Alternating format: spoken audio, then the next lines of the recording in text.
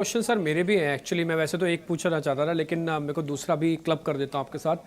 एक तो टाटा स्टील के नंबर आए हैं, तो सर एक बार इस पे आपका टेक चाहिए, और दूसरा जोमेटो पे।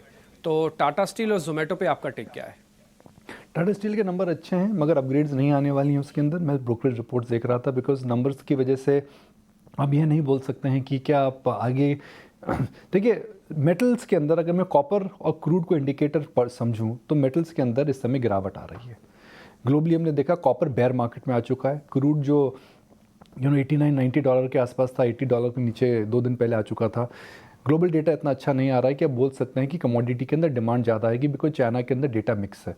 तो टाटा स्टील के अंदर ऑपरेशनल एफिशिएंसीज काफ़ी आ रही हैं, मगर अगर स्टील के अंदर डिमांड नहीं अच्छी रही तो आने वाले क्वार्टर्स मजबूत नहीं रहेंगे। मैं कल ऑटो कंपनियों के नंबर्स देख रहा था, मारुति और महिंद्रा एंड महिंद्रा दोनों ने कहा रॉ मटेरियल के अंदर काफ़ी सेविंग हुई है, और रॉ मटेरियल में अगर सेविंग आई तो इसका मतलब है कि स्टील, प्लास्टिक्स और द रॉ मटेरियल कॉस्ट नीचे आ रही हैं। तो वो अगर माहौल रहेगा तो टाटा स्टील या किसी भी स्टॉक्स के अंदर ज़्यादा तेजी लॉन्ग टर्म तक देखने को नहीं मिलेगी। जोमेटो के नंबर, जोमेटो में दीपेंद्र साहब का मैं सुबह देख रहा था, उन्होंने ट्वीट मारा एक, उस ट्वीट भी आप दिखा सकते हैं। तो कि एक नया, यही समझ में आ रहा है कुछ नया अनाउंसमेंट करने वाले हैं, तो मार्केट का अटेंशन आज उसी में रहेगा। एक परफॉर्मिंग स्टॉक रहा है डिम्पी, इस कंपनी ने हर बार सरप्राइज ही करा है। यह क्वार्टर इंपॉर्टेंट रहेगा, बिकॉज इस क्वार्टर के अंदर जो ब्लिंकिट की प्लेटफॉर्म और डिलीवरी फी थी वो किक इन कर जाएगी, तो ये जो क्वार्टर आएगा मजबूत आएगा।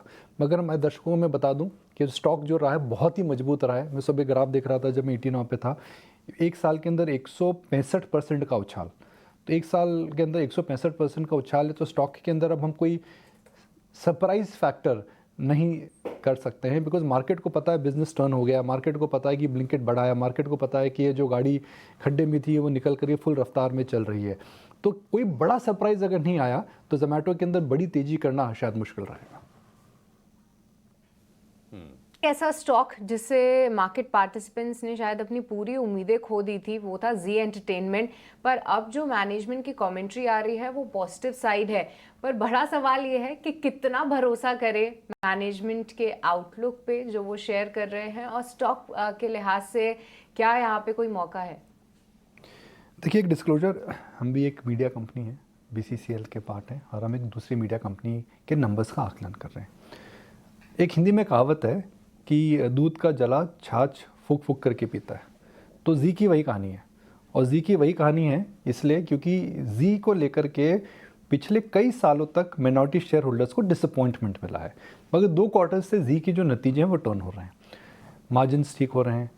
मैनेजमेंट ने कमेंट्स दिए थे अच्छे हैं। मैं 2 ब्रोकरेज रिपोर्ट्स देख रहा था, उन्होंने पॉजिटिव कहा है, मगर अर्निंग्स अपग्रेड नहीं करी हैं।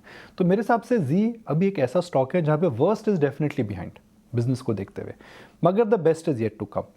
तो यह worst is behind and best is yet to come की जो जर्नी रहेगी, वह जर्नी में कितना समय लगेगा। जो बहुत आगे की सोचते हैं वह कह सकते हैं जी भी टर्न हो गया है, सेक्टर में भी टर्न हो गया है, FMCG सेल्स वापस आ रही हैं, मैनेजमेंट का फोकस रहेगा, सोनी का मर्जर नहीं हुआ है तो एकदम अटूट फोकस रहेगा, उस बात में दम है।